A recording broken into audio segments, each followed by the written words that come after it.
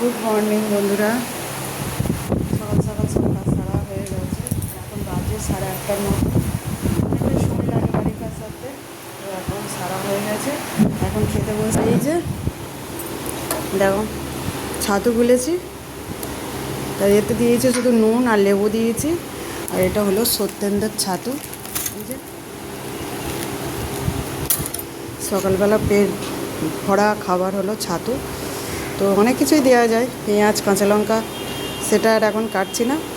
মেয়ে গেছে ড্রয়িং করতে, এসে টিউশন যাবে।